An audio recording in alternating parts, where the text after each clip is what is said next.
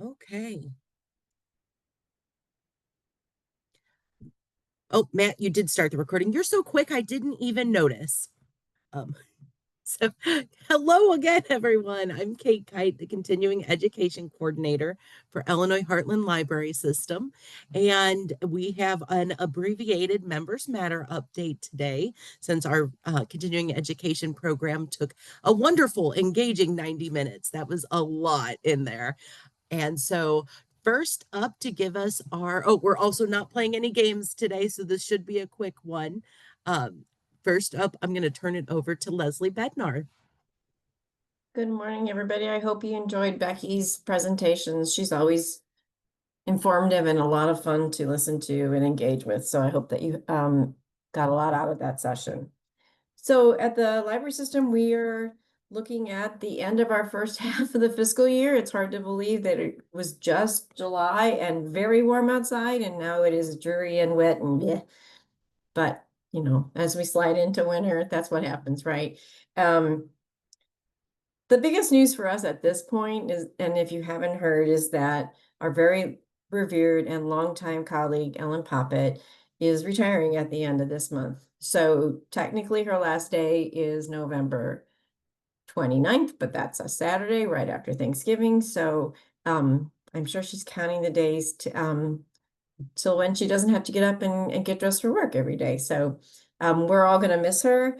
And as a matter of fact, this program that we're in, Members Matter, it has changed a little bit over the years, but this was something that Ellen has supported from the very beginning. It was early on in our organization's history that we moved to this form, to Members Matter, as a way to engage, network with our members. And it's changed a little bit over the years to suit where you all are at and what your needs are.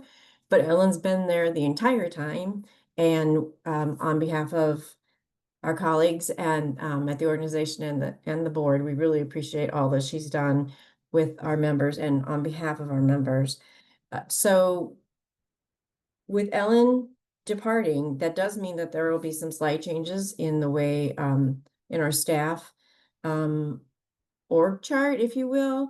We went through a slight staff realignment, and we'll be able to share that information with you early in December. So that first week right after Thanksgiving break, we'll be able to share that and be sure to share that with you.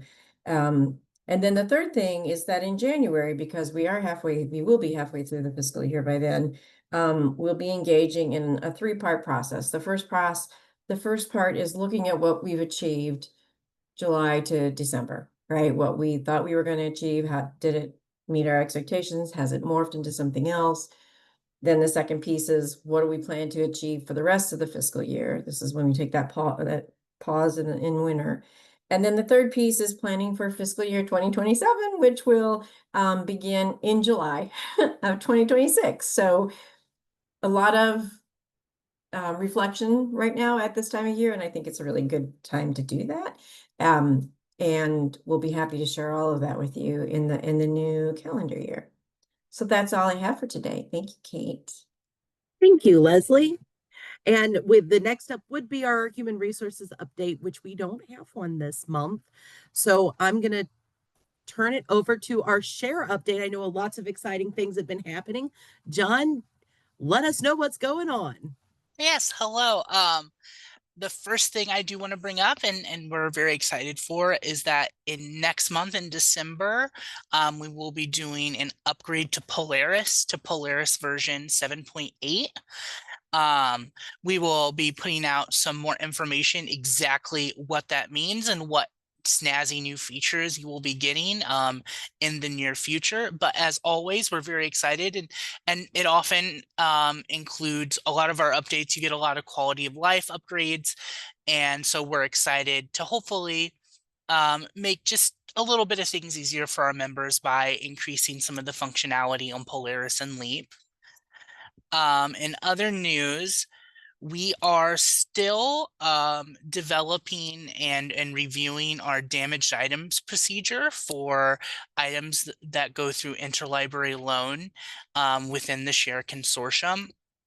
I know there has been a bit of an update and a bit of rethinking, considering that the Scotch brand tape that our libraries have been using was discontinued, and that there have been some issues and some questions regarding that. So I would just like to encourage people that the next Share Circulation and Resource Sharing Committee meeting will be on December 11th at 10 a.m. So if you are concerned or you have questions or comments, or you just want to stay up to date on what's going on with that, please feel free to attend that meeting. You can register on L2, and we are very happy to have our members participate in those committee meetings, because it's very helpful to our committees in making those types of decisions. And then the last thing I just wanted to bring up real quick, and this was a feature that we had on Aspen that started last year, but just a reminder to people, a cool feature on Aspen is something that they call the year in review. It's very similar to like the Spotify Wrapped, but instead it's for books and items that people check out through their libraries. And it is saying that you can actually go on Aspen, and you have to select it. And it works very similar to the system messages. It pops up at the top. Patrons can only see it if they have opted in to keeping a reading history.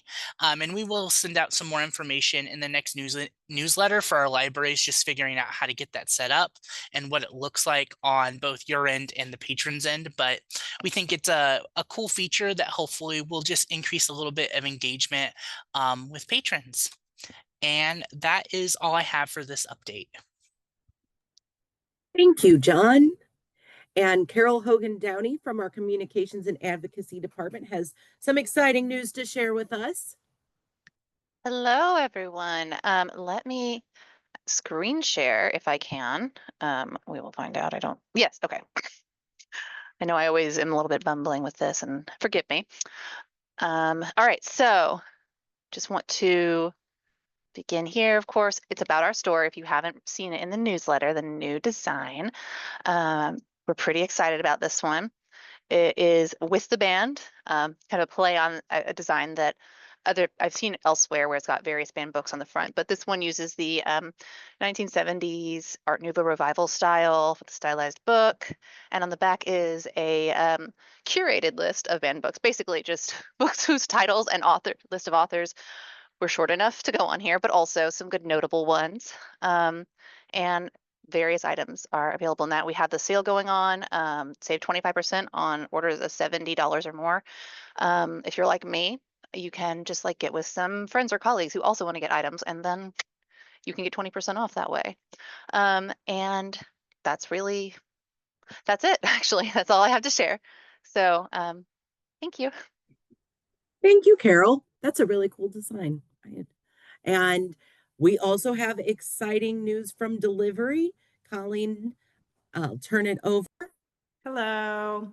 Greetings from Champaign today. I'm here at the Champaign Hub doing a site visit. So excuse me while I'm a little bit out of sorts. I just arrived and we're trying to get a couple projects done together all at once. So I have a couple of announcements. Make sure if you haven't heard about, we're doing a delivery tubs grant. I believe the deadline for that is December 15th, but I will link the article for that. So if you haven't heard of that, as we're discontinuing that older style of delivery tubs, we are offering a grant for our members if you're interested in some of those delivery tubs for your library use. So please apply. We want to be able to provide tubs to the libraries if they can use them. Secondly, I wanted to announce yesterday in the Member Connection, we did publish details about the whole barcode duplication project. We are saying we're officially pausing that as of December 31st. There's a multitude of reasons. I won't get into all of it right now, but please register. We're having a special members matter on January 7th, and I'll provide lots of context, lots of details. Then as far as what are next steps, how do you process your items? But basically, big thing that's changing is that we will no longer require the transit labels or transit receipts from share member to share member after January 1st. Do not panic or worry though that we are turning them off on the system level. Each member will actually turn them off on their own end whenever you are ready for them to be turned off. And really, I don't anticipate that happening before January 7th, because we are not going to release those instructions on exactly how to do that until after that meeting. If for some reason you know how to do that and you want that to happen at your library, you're welcome to do that after January 1st. But I would encourage everyone to wait until January 7th to do that, so that it does give everyone an opportunity to kind of think about their workflows and how that might impact your library, as far as how that whole process works. If you have any questions though, or if you want to see a specific topic covered for that January 7th meeting, please reach out to me. I'm looking for topics that members might have questions about. I think that's it as far as the barcode duplication. I'll link that formal announcement as well here. And we are also printing paper memos and sending them through delivery. I think they'll be starting to be sent out tomorrow morning in delivery. So look for those at your library. And then if you are a library that does what's called that community delivery partnership, where you receive your delivery for your school member libraries, please make sure they get their copy of the memo too, because I want to make sure everyone has read that information. And then also, as we're starting to kind of think about holiday season and winter weather, we did announce we're closed on Thanksgiving and the Friday after. And then we'll be publishing our holiday closures as well around Christmas and sorry, I'm also out of sorts today, and New Year's Eve. And then just make sure you have someone subscribed to get those delivery alerts. If for some reason we do have that winter weather and we need to close delivery because of that, we do the text alert system, and we also do the L2 system, delivery contacts. And we're actually working on another project where we'll do another paper memo to every single library, and we'll list who will get those alerts via email for your library. And then we'll give you instructions on how to subscribe if you do not have those. So I think that's all I can think of right now. Thank you. That's a lot. It's exciting. And I just want to remind everybody that John did put in the chat for the link for the IHLS members, Special Members Matter, January 7th. We really encourage you to join us and tell other staff, tell other directors that they'll want to attend as well. And I see Ellen is already ready for our next update. We will have the members of the membership team. Exactly, Kate. And because I have just about 4 more working days, I don't have a lot to add. But I want to say thank you to all of you for 34 years of wonderful work. I've enjoyed 95% of it for sure. And the membership is the very best part of that. So thank you. I also want to say I couldn't be retiring at a better time, because our membership team, Leanne Furby, Kate Kite, Leah Gregory, Sarah Taylor, all bring so much to the table. I'm just thrilled to see what they'll do. So with that, Sarah, do you want to talk about Member Day? Sure. Let me turn my camera on real quick. There we go. Yeah, so Member Day launches this year on February 19th. Our keynote speaker this year is Kristen Matson. She'll be talking about the role of libraries in AI literacy. And actually, registration is now open, so I will go ahead and share that link in the chat, so hopefully you guys can register if you want to attend.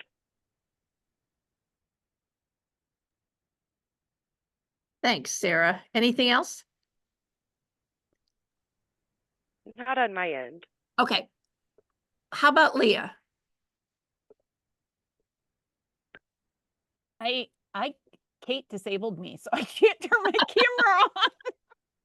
It was Matt, I think. Okay. I don't have anything really to add, except I just wanted to wish everybody a wonderful, safe, and happy Thanksgiving next week.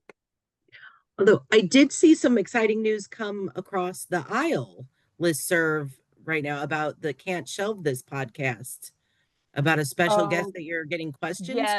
Yes. We are hosting a special guest on Can't Shelve This recording next week. So if you have questions for this guest, who is Amanda Jones, author of That Librarian and a champion for intellectual freedom, please submit them to us, and we will be glad to ask her all of those questions. I'm very excited about it. I honestly am putting it out of my mind, because if I think too much about it, I get too nervous. So that's coming very soon. Okay, Kate, you can wrap us up. Yeah. Friendly reminder to make sure you get those Illinois traffic surveys done before the end of the year. This time they've moved that up. So then whenever the certification window opens in January, you don't have to worry about completing that because it's already been done. And then, this is our last continuing education program of 2025. We are very excited to see what's ahead in 2026. Already have some things planned. Whenever you join us back in January, we will be we will have guests talking about the expanded mobile memory lab project. We had a program on that about a little over a year ago, but there's been some really, really cool changes that have occurred since then. Laserware will be doing a cybersecurity webinar for us. Rails and I are talking with John about a web accessibility webinar in winter, and Jamie Racklin from Marisim Advisors is lined up to be our March 3rd Thursday speaker. So we are already moving full steam ahead, and we all hope that you have a wonderful December and holiday season and spend it with people that you love. And we look forward to seeing you back on here next year.